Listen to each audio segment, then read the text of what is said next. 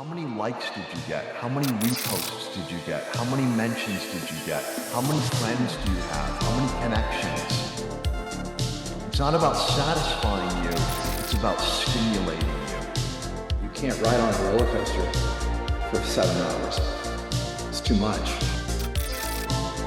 It's constant tease, tease, tease, tease.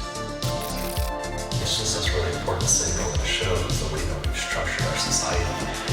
The way that we're moving through the world is creating these protective responses, or grief-like responses that are saying we need to connect.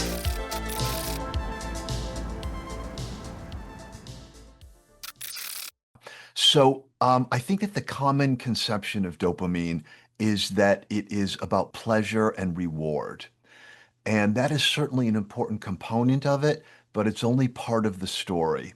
What dopamine really is about is orienting us to the future and giving us the tools we need to make the future better than the present.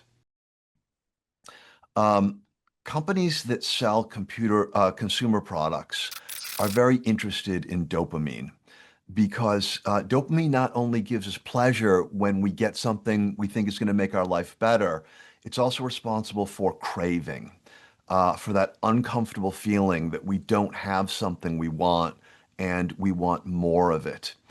And so you constantly see products that are newer and improved.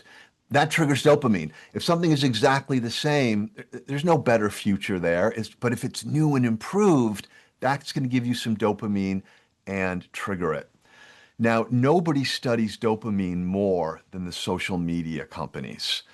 They're absolutely obsessed with it because they want to get their users addicted to their products. It's all about screen time, how many seconds. And if you can nudge one little feature in the interface to get 5 more seconds, that can translate into millions of dollars.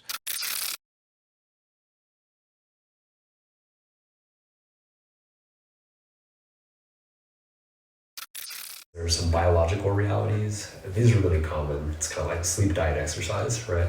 People always think of those as having a really positive effect. But there's also environmental things that are really important as well. And so that's what I talk a lot with people about. One of the greatest buffers that we have for stress particularly is in social connections. And so it exists in relationships. We also talk about with people developing a value system or a compass for their life that helps them make decisions about what's important to them, that feels really important or connective.